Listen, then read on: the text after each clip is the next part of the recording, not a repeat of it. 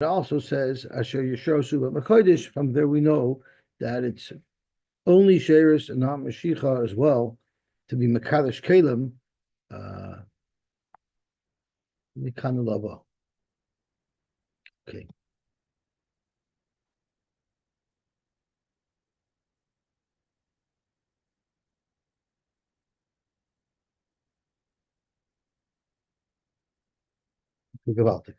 Which takes us to Uvishtei Toidos. We started Shtei Toidos yesterday as well.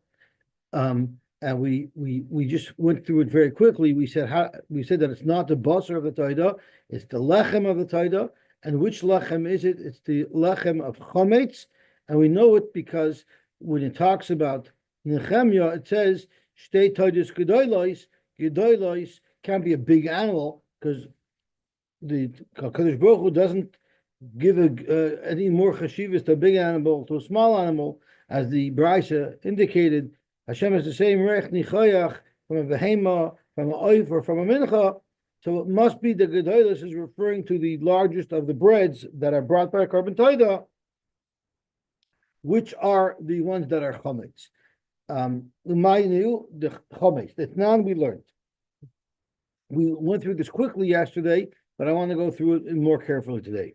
The Tanan hataida haisaba min chomesh soyim Yerushalmiyos saying sheish midbariyos. The amount of flour that you bring, that you make the breads out of, that are accompanying the carbon taida, is 5 soyin Yerushalmiyos, which are larger. So therefore, they would work out to 6 soyin midbariyos. And Rashi explains to us that they took a saw midbariyos and they split it into 5 halakim. So each of those 5 halakim is 20% of the midbariyos, and they added to the midbariyos that 20%. It's 20% milagav, but once you added that 20%, it's not 1/5 anymore; it's 1/6 of the whole. And that's what was called a soy Yerushalmiyos. So therefore, 5 soyin of Yerushalmiyos would actually work out in volume to the same amount as 6 soys midbariyos. And if you do a conversion, it works out that 5 soyin Yerushalmiyos are also shtei ephos, are also 2 ephos. And 1 ephah is shalosh soyin, happens to be 3 soyin. And then esrim isaroin. It was a total of 20 Isarins. Now, how did you split up these 20 Isarins? Asar lachometz, 10 Isarinites were used exclusively to make the lachomim that are chometz. The esrim lamatzah, the asar lamatzah, and 10 of the 20 Isarinim were used for matzah. In other words, 50% of the flour were used exclusively to make the minim that were shal matzah, and 50% of the flour was used to make the minim that were chametz. Now, uva matzah shaloi shaminim, and there were 3 groups of bread, 3 groups of 10, and there were the 3 groups. What were the 3 groups? Chalois, rikikin, and revucha. Chalois are probably like a regular pita. Rikikin are fried thin, and revucha are fried thick, like a Yerushalmi kol. So if there's 3 types of matzahs, or 30 matzahs in total that are made out of the 10 esroinim that are dedicated to matzah, and there's only 20 breads that are made out of the other esroinim, obviously the 20 breads are each going to be larger than the 30 breads. Simple as that. So that means when the Navi said with Toidos Gedolos, it meant the Chometz Tika Toidos. Amar Rabbi Bar Chama, Ein ha'azara miskadeshes ela b'shiyarim. You cannot be Mekadesh the Azara only with Shiyarei Mincha. Zok Rashi, Shiyarei Mincha, B'chalois shall Shiyarei Mincha hana achelas l'kayanim. We're talking about the chalois that are the Shiyarei Mincha, because when a regular Yisrael brings a mincha, they are dished maktir the kaimitz on the mizbeach, and the rest of the mincha is given to kahanim and the bread that they make out of that. The high kiddush, the Nehemiah of Ezra, the kiddush Irksi, the kiddush that we quoted the pasuk from of of Va'amida Shtei Toidos Gedolos. Rashi, you know what was going on over there? It was the kiddush of the ear. Aval Azara Shaisifu Allah Makivin Oisa Bishiarim. So the Toidos HaGedolos that we just discussed, which were the Lachamim of Chametz, those were used when they expanded the city. But if they ever wanted to expand the Azara, they would use Shiyare Mincha. They wouldn't use carbon toida, they would use the leftovers of the Mincha, and we're going to soon see why. My timer, it's Kirushalayim. It's similar to the way we dedicate Yerushalayim. My Yerushalayim, which is how we saw by Nehemiah what they did. They used Dover HaNechal Ba. They used breads like Avatoida, and we know the breads of a carbon toida can be eaten by the Bailim in all of Yerushalayim. So my Yerushalayim, Dover HaNechal Ba, Mikacha, that's Mikadesh Yerushalayim, a bread that can be eaten in Yerushalayim. Afazara, so too when you want to be Mikadesh and Azara, it's Dover HaNechal Ba Mikadesh. Now the Shiyari Mincha are only edible to the Kohen and only within the walls of the Azara. The Shiyari Mincha cannot be eaten anywhere in Yerushalayim. But the Lechamim of the Toida may be eaten all over Yerushalayim, not only by the Kohen, by anybody. So, Frag the Gemara, so you're telling me you could only use something that you could eat within that area. Otu lachmei toida, the azara, miloi misachli. They could eat lachmei toida in the azara. You're allowed to eat it out of the azara as well. And mincha you could only eat in the azara, but that doesn't change the fact that the lachmei toida can be eaten in the azara. So why wouldn't the lachmei toida be used to expand the azara, just like it's used to expand the ear? Ela Yerushalayim. Rather, we're comparing it to Yerushalayim a little bit differently with a twist. My Yerushalayim, Dover HaNechal Ba, v'yoytze mimenu nifsal, just like in Yerushalayim, what did they use? They used the lachmei toida, which can be eaten in Yerushalayim, but if it's eaten out of the perimeter of Yerushalayim, it's puzzle. So it sort of indicates that this is something that can only be eaten within the city, but out of the city would be puzzle. Avazara, so too the type of lechem that we're going to use to indicate that the Azara is expanded is Davar HaNechal Ba, something like Shiyari Mincha, which can only be eaten within the confines of the Azara, and V'ayoytze mimenu nifsal, and if you eat the Shiyari Mincha out of the confines of the Azara, it will become possible. Frank the Gemara, if you're telling us that we learned the characteristics of what type of bread has to be used from the case of Ezra, of Nehemiah, when they were expanding the city, well, I would make another comparison. Maybe you're supposed to use a chametz tikka bread, just like we indicated, that they used a chametz tikka bread of the Taita when they expanded the city. And Shiyari Mincha cannot be chametz. So it's Dr. Gemara, V'tizbra, Mincha's chametz me'ika. So Rashi is not really a kasha, it's a teretz. You can't ask it should be chametz because there is no such thing as a mincha that's chametz. Rashi quotes the pasuk that it is called mincha she'tkriv Hashem lo yisayaf chametz. So it's a nice idea that you want to make that comparison, but it's an impossibility because the mincha, which is something that has this characteristic where it's nechel in the azara, but it's possible if it goes chutz l'azara, happens only to be available in the chametz model. So frek to Gemara, the Tizra, minchas chametz meika, the chitema turning on Talmud Beis. The mechametz lahu l'shirayim umekadosh lahu. Maybe what it means is, yes, it's a mincha. A mincha is not brat chametz and echanami. But you know what's not brat chametz is lasaktiru. Lasaktiru references the kmitza. So the kmitza cannot be chametz. You put that on the mizbeach. Then when you give the shirayim to the kohanim, who said they cannot allow the shirayim, the dough or the mixture that they got? Who said they can't allow that to become chametz? So maybe you can use shiyari mincha, and you use shiyari mincha that are also chametz. Why? Because the kohanim will let it become chametz. And they can use that shiyari mincha to be mekadosh tazar. Ay vaksiv loisei afa chametz chelkom. Now this is really taken out of context because what it really says referring to the mincha, is lesefa chametz kama. Chelkam nasati oisam ishay. I gave them a chelik of my korban of the mincha. But we're darshaning lesefa chelkam lesefa chametz chelkam. Yomer shlokish she darshans afilu chelkam lesefa chametz. So therefore, there's no way to have a mincha that would be chametz that they would be able to use for the kiddush of the azara. Evshir the mekadesh b'shtei alechem batzeres. Maybe they don't have to use a mincha. There's another type of korban that they could use that can be brought chametz. And what was that? That's the shtei alechem. So I guess you could say the Lublin instructs again because Shavuos is getting close. The shtei alechem was brought on Shavuos. It was brought to accompany the kifsei atzeres. Zokt Gemara mishum d'lo yafshir. It's impossible to use the shtei alechem, which are brought exclusively on the Yom Tov of Shavuos. It's impossible to use that to be mekadosh teir. Why? Let's look at the practicality. Heichi ne'avid.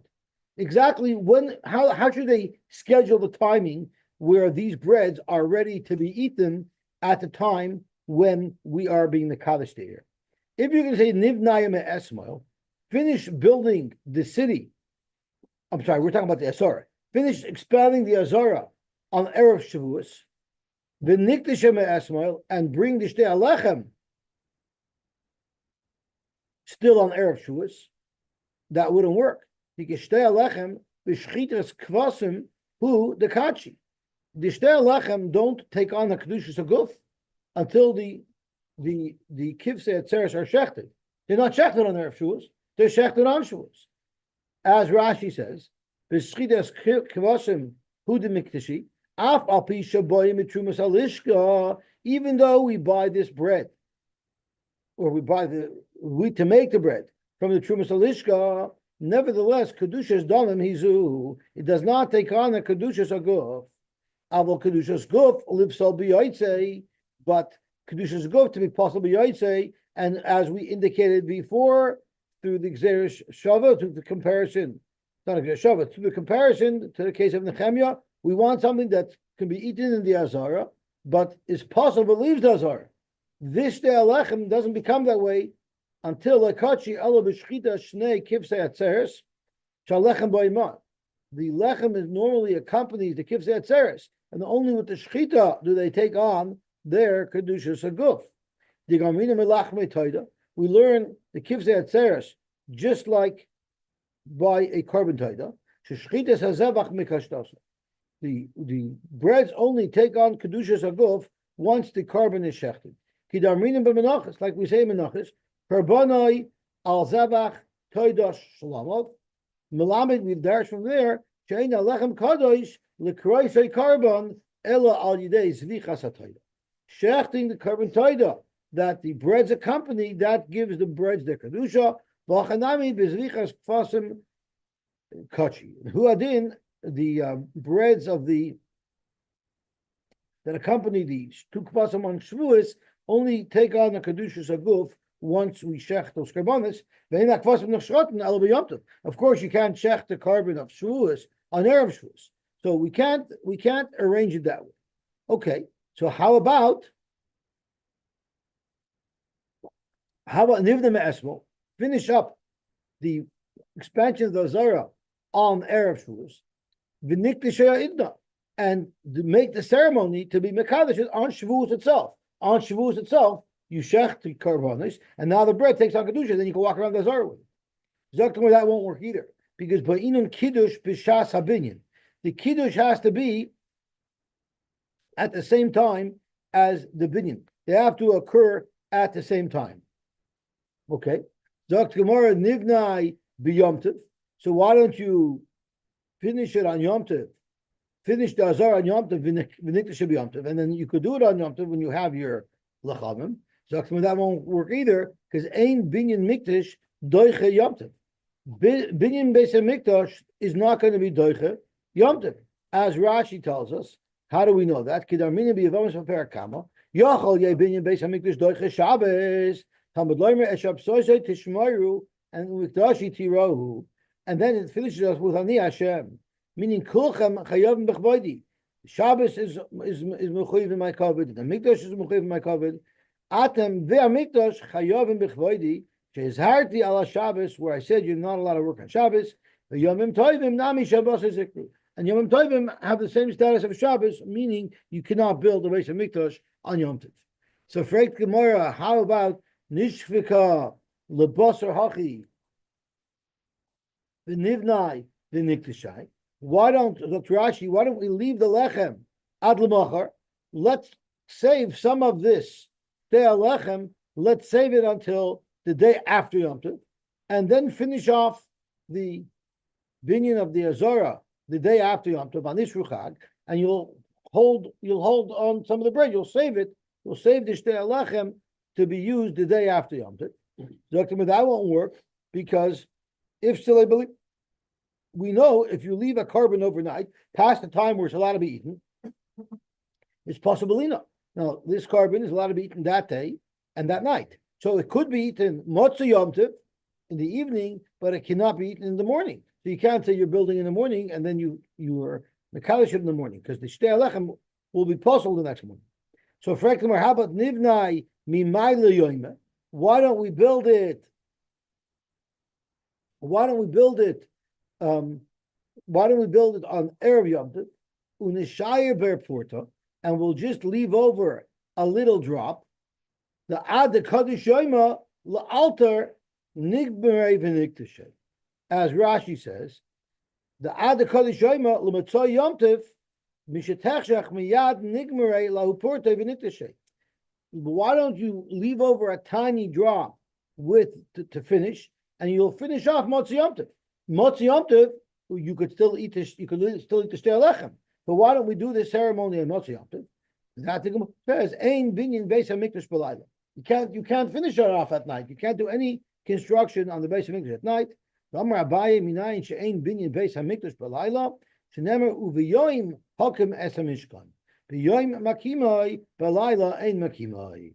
So therefore, you want to suggest that they should use chometz stick of bread to be mekadosh in addition to the azara. There is no way to have chometz stick of bread. Menachos are not allowed to become chometz. The only carbon that can become chometz is the shtei alechem from Shavuos, and there's no way to schedule it where you'll be able to finish on the same day that you're going to eat these breads. Kavaltim. Zdok Gemara uveshir. The Mishnah says, you know what else they did by this ceremony when they're mekadosh the ear of the azara? They had to have a band. Tanar Banan, Shir Shal Taida, the shir that would accompany a carbon taida, as Rashi says, the shir that they said they had these band. What type of band they had? They had kinoros. A kinor is like a harp type of thing. A novel is also, I think, a small type of harp. Uvetzaltzalim, I'm not sure it's tzaltzalim. Are they flutes or are they like cymbals? Cymbals. Okay. I'm sorry. The cymbals, those are the ones that like the guy in the band just like stands there and goes like this. He's the one who has no skill. You look at a guy playing the trumpet. That's a very highly skilled job, or keyboard. Then you have a guy just shaking a little cymbal. That's the one.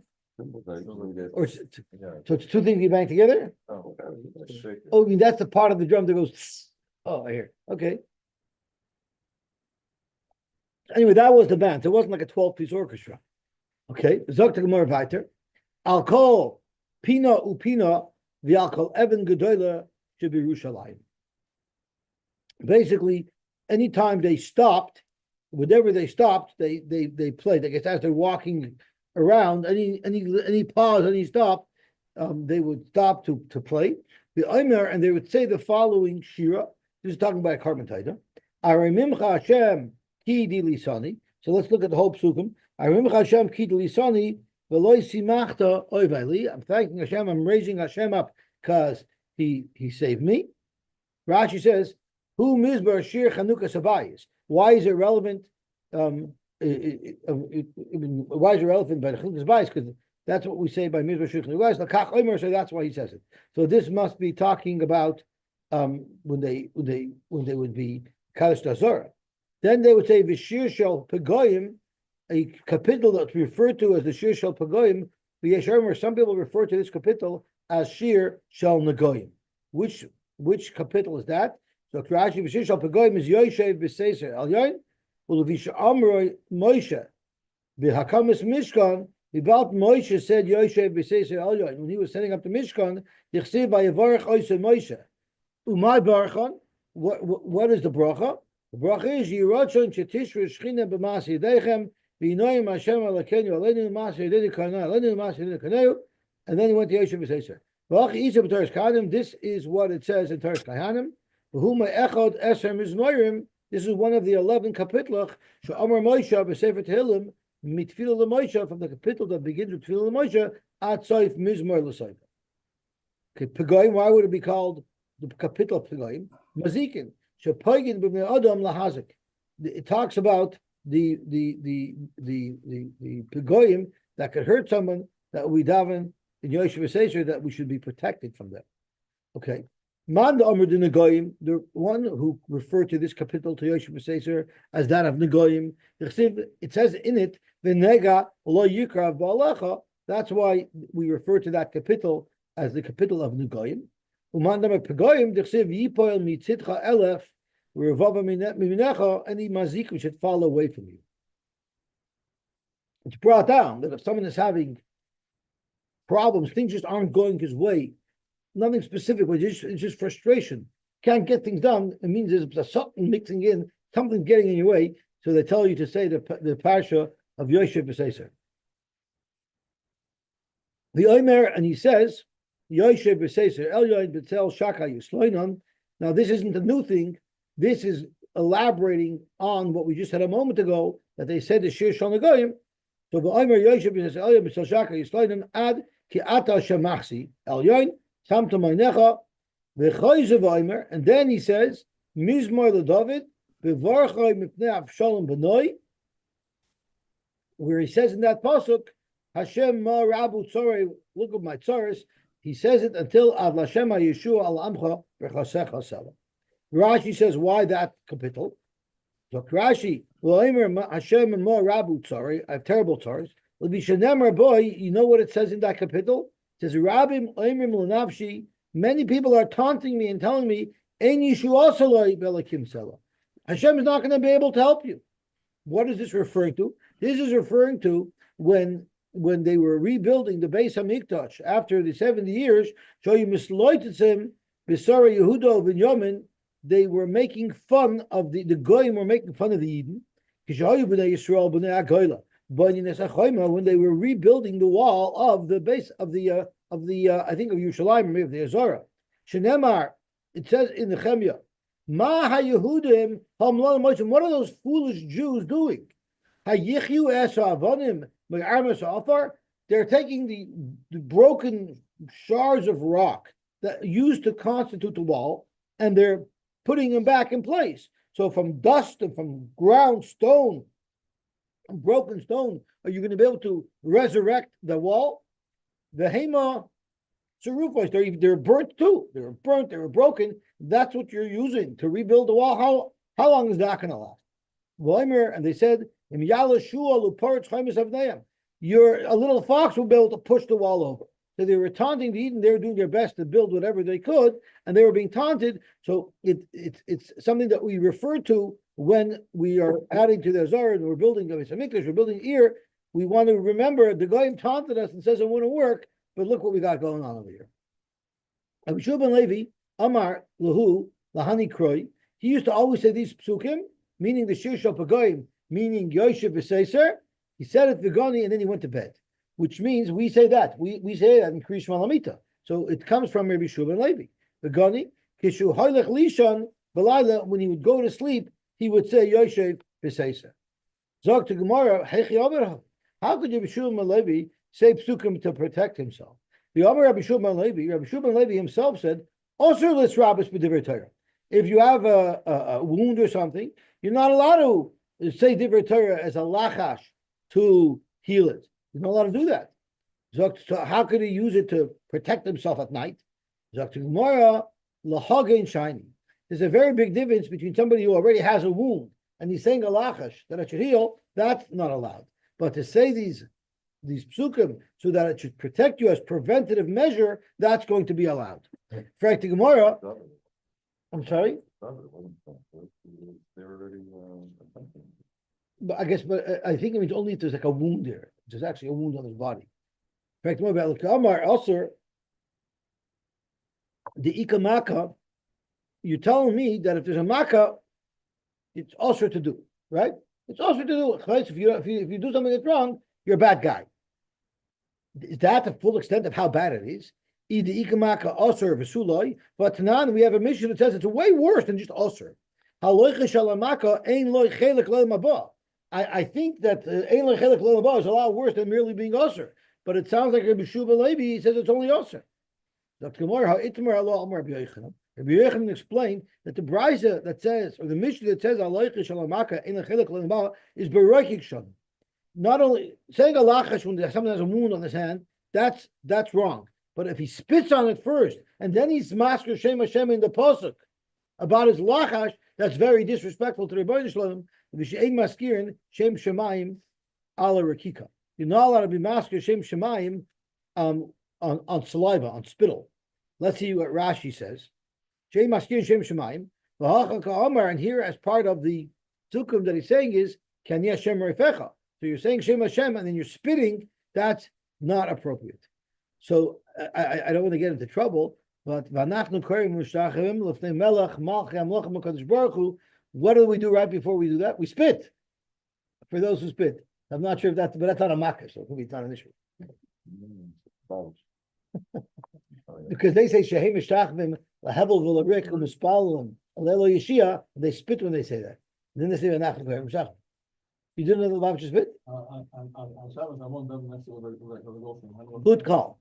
Zog to Gemara weiter. Good call. They do it very discreetly in Nagoda. If you want to see them do it with a geschmack, you go into the natural habitat. Okay. Zog to Gemara. Bezdin Mahalchin Ushtei Toidis Acharei. So the Mishnah says that Bezdin walked and the two Lachmei Toida were behind them. In fact, the Bezdin Kamei Toida Asli.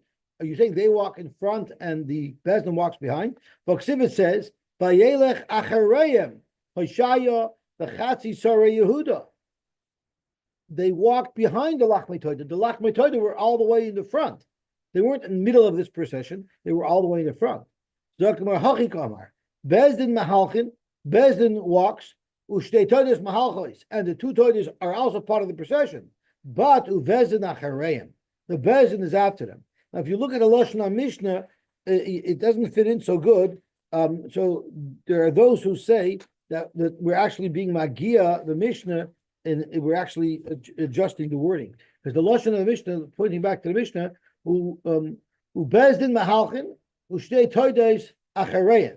But what we're really saying is Uvezdin Mahalchin, Ushtei Toides are also Mahalchin, but Bezdin is Acharayim. And then the Chol Yisrael Acharayim. That's how it's being touched. It doesn't sound perfect when you read it. The nusach, so that those who take out the second Acharayim. Okay, Zog to Gemara weiter. Ketzad Mahalchit. So exactly what was the configuration of this procession? Reb Chiya v'Reb Shimon v'Rebbe. There's a machlokes in Reb Chiya and Reb Shimon v'Rebbe. How exactly? Look, Chadam zu keneged zu, meaning they were two people holding chalas that were side by side. The Chadam zu acher zu. And the other one said it was one behind the other. Man damar zu keneged zu. Remember, it says in the Mishnah, the penimius. What's the lashon? We didn't know what it meant. Is it the penimius are nechelas v'chitzoyna nisrefes? So which of these two breads is called a penimius, and which of these two breads is called a chitzonius? So if you hold man damar zu keneged zu, it's side by side. Hapenimius hach the mikra v'lachayva. Rashi learns. We learned already yesterday that Rashi learns the way when they walked around the walls, the Savivas Hasha'arim, if you want to call it, they walked around the outside perimeter of the walls. They were outside of the perimeter. So if you have two people walking side by side outside the perimeter, so the Panimis would be the one that's closest to the wall, right? If they were walking on the inside of the perimeter, then the inside one, Pashtus, would be the one further from the wall. We're learning like Rashi right now that it's the on the outside they're walking, and therefore the pneumius, the one that's closer to the wall, is going to be called the pneumius. So that means the one that's closer to the wall is eaten. The one that's further from the wall is nisrafim. Right? That's what our Mishnah says.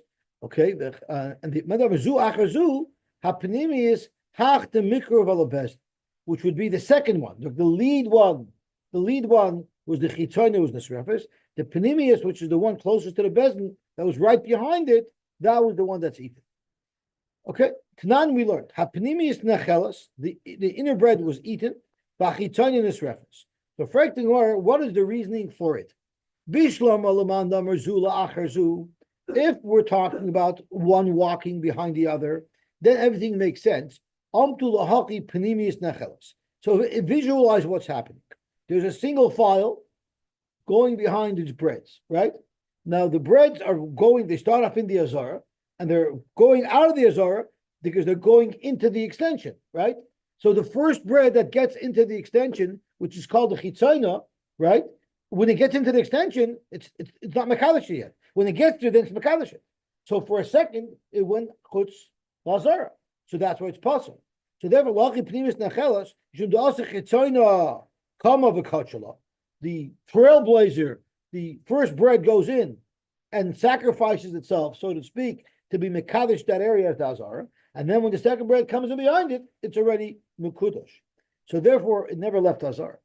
But if they're walking side by side, then tervayu they're doing it together. So Rashi explains, if you hold it like bevasachas, then they should both be edible. And if it's not bevasachas, then they should both not be edible. But there shouldn't be a distinction in the halacha in between the two breads, because they both breach that area simultaneously. According to you, that you're telling me Zuachazu works, you're telling me once the first bread goes in, it already makes it al kodesh. But that's not the case. The Mishnah says that the entire system has to happen. So until the whole process is over, it's still not considered azar. So just because the first bread got there first, the first bread doesn't make it kodesh. The whole thing has to happen. So they should both be nisrafu. And even the Mandamer holds, which we're going to see on Tazayim at Aleph, that even one process, with the list of all the processes in the Mishnah, it doesn't mean you do all of them. Even one of them will do it. Well, Hanu Tarvayu Chada Mitzvah.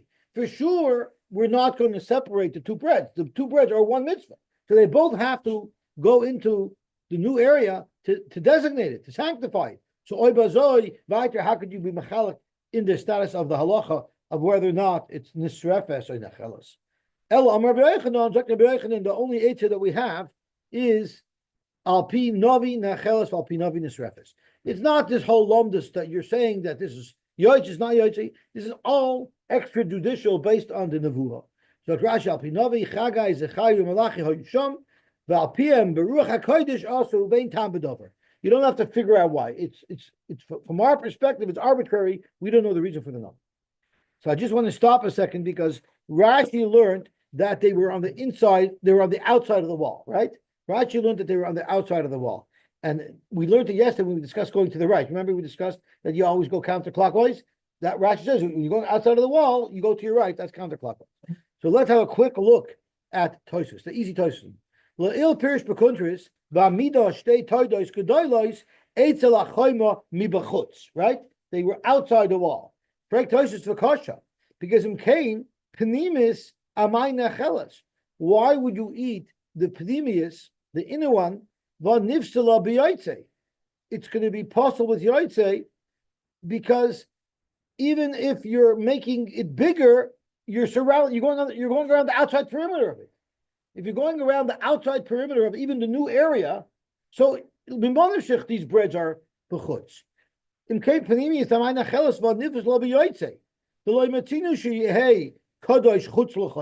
Even if they extend the wall, and even if they extend the azara, but they're going around the wall on the outside. So if they're doing that, both of them should be possible b'yotzei. So I'm going to skip a couple of lines. I disagree with Rashi. And not only they walked around the perimeter, they walked around the inner perimeter, not the outer perimeter. even though we're calling the one closer to the wall as the pnima, but the way we're explaining it, it's more towards the outside, the one that's closer to the wall. It's still being referred to as the pnima, because there's something near it. Okay, so that's all I wanted to point out, is that Tosfos learns because of this reason that they walked around the inside of the perimeter, not the outside. But no, but you walk around the perimeter of the new area, but the inside, you don't walk around the outside. If they're walking outside the wall, they're walking around the outside of the new area. So they're not even being Makalish where they're standing. They're being Makalish inside from where they're standing. Okay, Gavaldik. So we will stop here, Professor Shem. And we'll be on tomorrow. I'm sorry that I came late, but everyone should have a Gavaldik Shavuos and a happy Lag Boimer.